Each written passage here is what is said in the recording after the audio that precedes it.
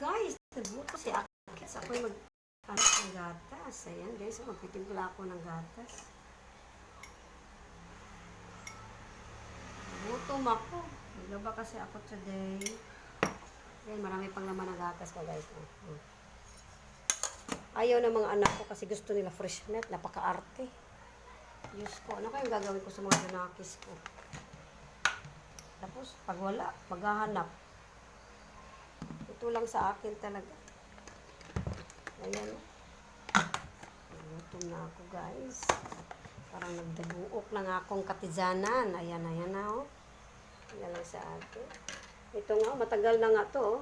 Ayan oh, may bumili ako ng cupcake para sa kanila. Sasabihin pa naman sa akin na ako lang daw ang nasiyahan sa aking binili. Kaya alam ko naman daw na hindi daw nila paborito. Tingnan nyo nga. Diyos ko, ganyan ba mga anak nyo kaarte sa pagkain? Guys, oh my gosh. Double consumption. Ito, nagtitinapay na lang ako. So, nagugutom talaga. In fairness. Kuha muna ako ng good night. Good night.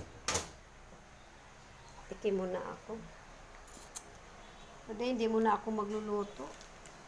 Kasi ano yung ulam ako kagabi, yun lang muna. Sila magdilata lang muna siguro. Kasi maglalaba ako today. Ito yung aking ulam. Ayan to ang aking kakainin guys.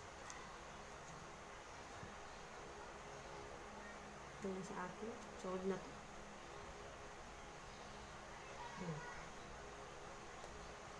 Kain tayo nyo. Nagugutom si Akits.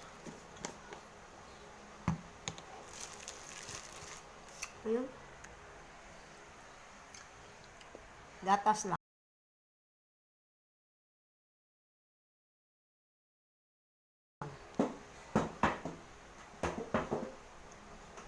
Ayun, gatas.